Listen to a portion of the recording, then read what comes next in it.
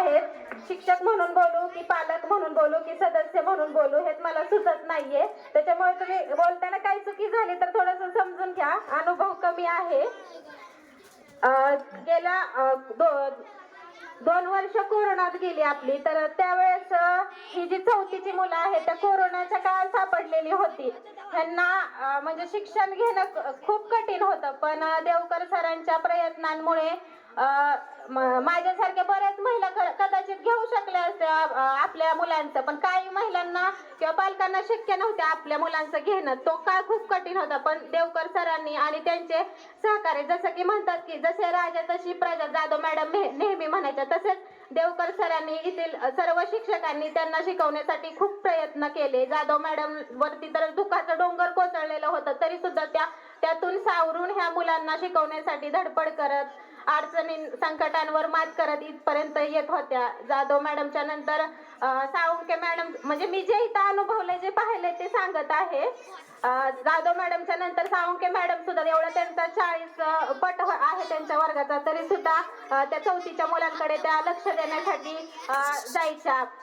आणि सोरगे मॅडम नंतर आल्या, पण त्यांना नाही चौथीचा वर्ग भेटला. पण शिंदे मॅडम, तुम्ही 1 महिना, मला वाटतं 1 महिना झालं का, तर मला ह्या गोष्टीची खंत वाटते की तुम्हाला फक्त 1 महिन्यासाठी ह्या मुलांना शिकवण्याची संधी मिळाली होती.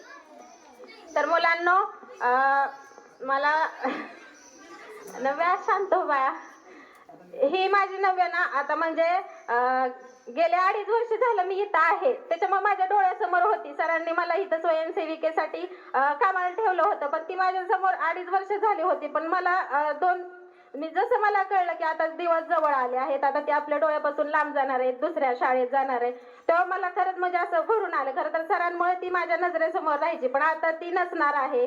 माझी मुलगी सुद्धा मला म्हणाली छोटी की मम्मा ती इथे नसणार आहे का ग, ती तिकडे जाणार आहे का ग. तर मी म्हणलं हो बाळा, ती म्हणली संध्याकाळी घरी येणारच आहे की. पण तरी सुद्धा सवय लागलेली होती मॅडम मला तिची रोज डोळ्यासमोर बघायची, आणि तिला सुद्धा मम्मी समोर होती, आता मी तिकडे जाणार आहे ह्या गोष्टीचं वाईट वाटत होतं. आणि हे माझी 3 दुःख म्हणजे माझी मुलगी चाललेली आहे, दुसरं म्हणजे ह्या माझ्या चौथीच्या मुली, ज्या मला सारख्या मुलं मुली टीचर असं झालं, टीचर ह्यांनी हे केलं, हे मला कानावरती आलेला जो किलबिलाट त्यांचा जो आवाज यायचा तो आता नसणार आहे. मी खूप वर्ग बघितले, पण हा वर्ग माझ्यासाठी खरंच खूप खास होता, कारण ह्यांच्यासोबत मी बरेच 2.5-3 वर्ष जवळजवळ मी ह्यांच्यासोबत घालवलेली होती. तर ज्ञानेश्वरी असेल, आलिया, आर्या, प्रांजल, मुलांमध्ये आदित्य, सत्यम, तेजस, हे अशी आता बरीच मुलं आहेत, मी सगळ्यांचे नाही नाव घेऊ शकत. मॅडम आम्ही हे काम करू का, मॅडम आम्ही हे काम करू का, म्हणजे मला त्यांनी असं इग्नोर कधीच केलं नाही. हा चौथीचा वर्ग खरंच माझ्यासाठी खूप खास आहे. ह्याचं श्रेय मी घरच्या पालकांना सुद्धा देऊ इच्छिते, आणि देवकर सर, इथले शिक्षक, हे त्यांचे संस्कार आहेत असं मला वाटते. म्हणजे त्यांनी कधीच आम्हाला असं वेगळं समजलं नाही. सर्व